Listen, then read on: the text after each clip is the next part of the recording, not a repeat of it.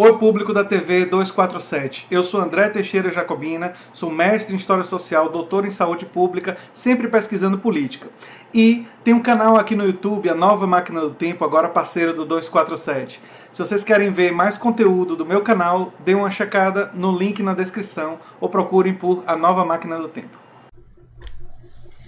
Oi, gente, eu queria ter notícias melhores, mas a balança comercial do Brasil tem o seu pior resultado desde 2015.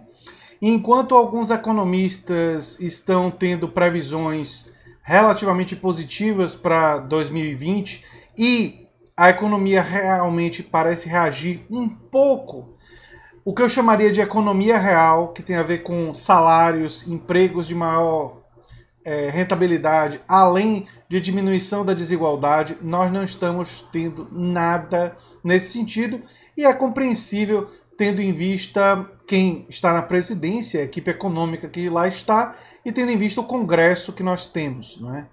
Então, talvez isso seja até um dos instrumentos importantes para serem utilizados nas eleições municipais de 2020 e nós vamos falar sobre isso no vídeo de hoje. Se você chegou agora, o canal é a Nova Máquina do Tempo, eu sou André Teixeira Jacobina, que a gente fala de política, de ciência e de filosofia, tem uma seção Diálogos ou Filosofia Popular, normalmente às sextas-feiras, e tem links das nossas redes sociais, o nosso Apoia-se no comentário fixado, assim como a fonte para esse vídeo, que é uma reportagem da Folha de São Paulo, do Tiago Rezende, né? Bem, olha só o que ele traz na reportagem. A balança comercial registra um superávit de apenas 46,7 bilhões de dólares e é o pior resultado desde 2015. Esse resultado é explicado pela queda mais acentuada das exportações. Por causa de uma queda mais acentuada das exportações, a balança comercial brasileira fechou o ano passado com superávit de 46 bilhões e 700 milhões de reais, ou de dólares, desculpe. Esse é o pior resultado desde 2015, quando o saldo foi de 19 bilhões de dólares. Em relação a 2018, quando foi registrado um superávit de 58 bilhões, o resultado do comércio internacional brasileiro apresentou um recuo de quase 20%. Né? A queda é explicada principalmente pelo desempenho das exportações, que caíram 7,5% para 224 bilhões de dólares. As importações diminuíram, mas em proporção menor. A redução foi de 3,3%, chegando a 177 bilhões de dólares. Em 2019, as vendas do Brasil para o exterior recuaram mais em relação a produtos manufaturados. Esse é o processo de desindustrialização do país, um processo que tende a levar o Brasil, aí um comentário meu, né, ao seu maior empobrecimento, né? Voltando à reportagem. Esse resultado, que compacta com o desempenho do ano anterior, foi puxado pelos embarques de plataformas de petróleo, veículos de carga e automóveis. As exportações de semi-manufaturados e de produtos básicos caíram de 8% e 2%, respectivamente. Dados divulgados pelo Ministério da Economia nesta quinta-feira também mostram que, no ano passado, o Brasil vendeu menos para o Mercosul, América Central e Caribe, União Europeia, África e Ásia.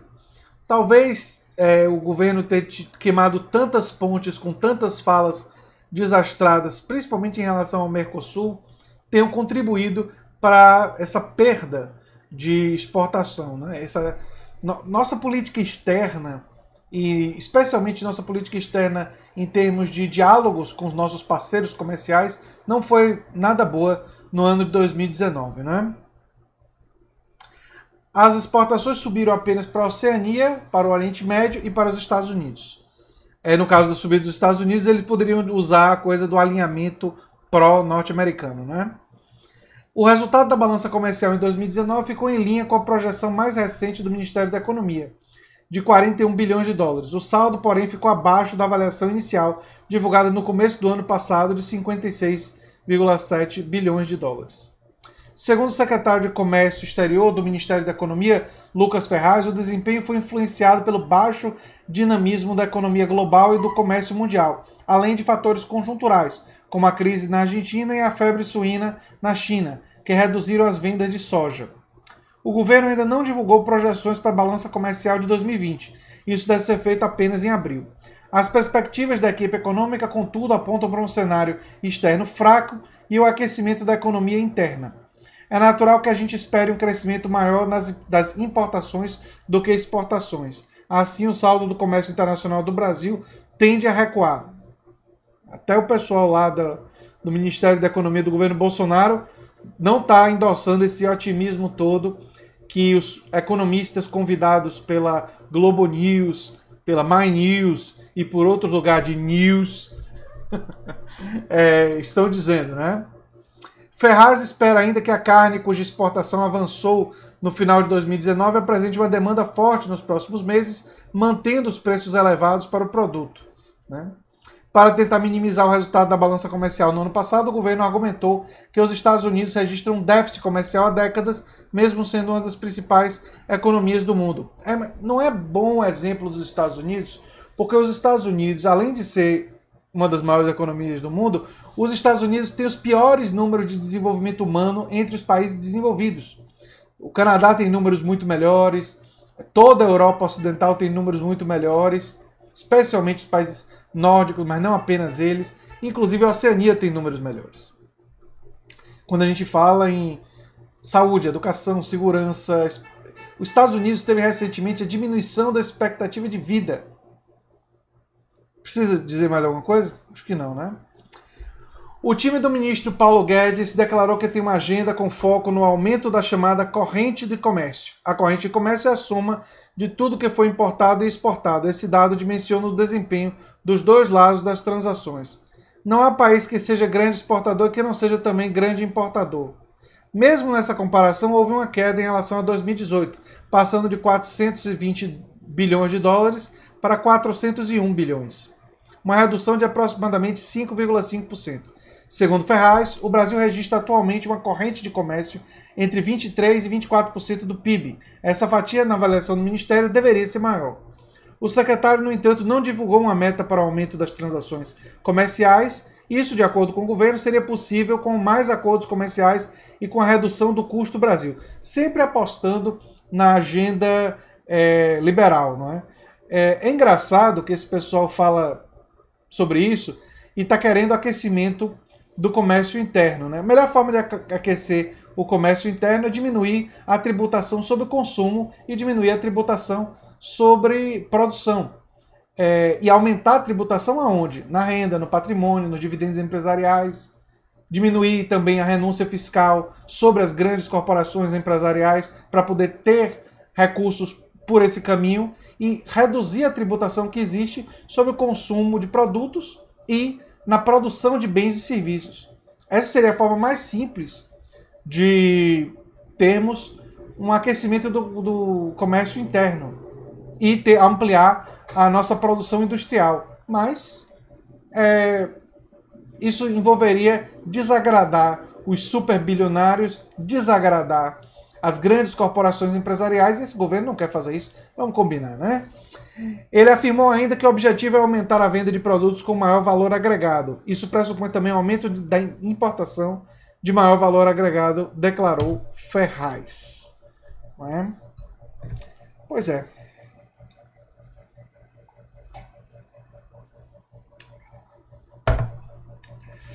Não são notícias das mais animadoras, não é? Do ponto de vista econômico. Mas não há grande surpresa. Não há grande surpresa em relação a isso.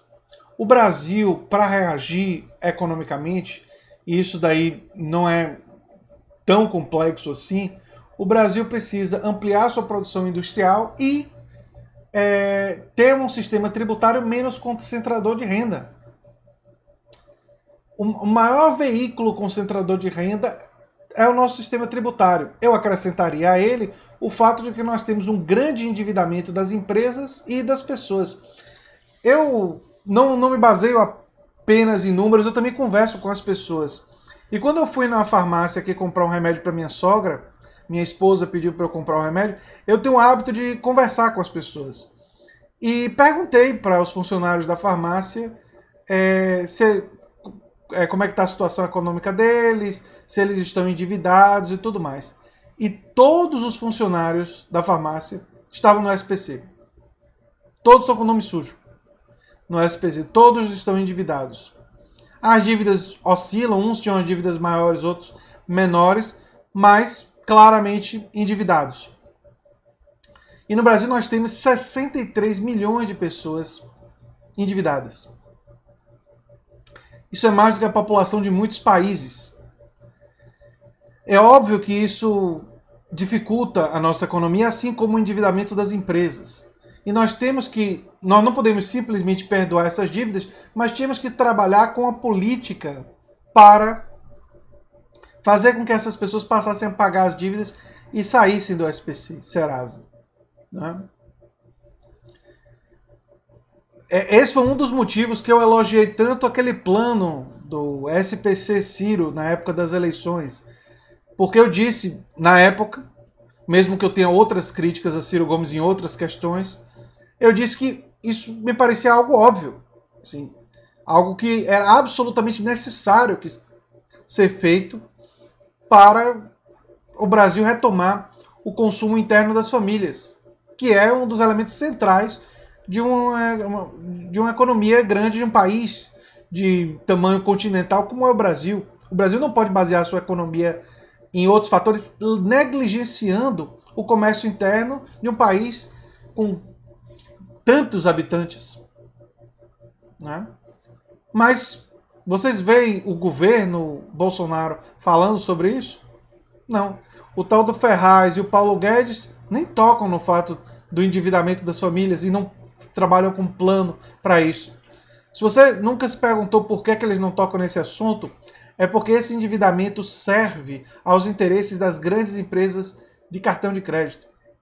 É porque o endividamento ele é programado pelos bancos como forma de fazer as pessoas se tornarem escravos econômicos de uma economia altamente financeira, e financeira no sentido de uma especulativa, né? De especulação financeira. Era nesse sentido que eu queria dizer. E Paulo Guedes e sua turma não são exatamente inimigos, mas sim aliados e muito amigos dos interesses desses especuladores financeiros do mercado. Então eles não vão poder fazer aquilo que precisava ser feito, no caso de um país como o Brasil. E é o que eu tenho a dizer sobre esse assunto. Se você chegou agora, o canal... ou já disse isso. Se você gosta do que a gente faz, se inscreva, dê um like, compartilhe e quem sabe se torne apoiador. Um abração e até o próximo vídeo. Tchau, tchau.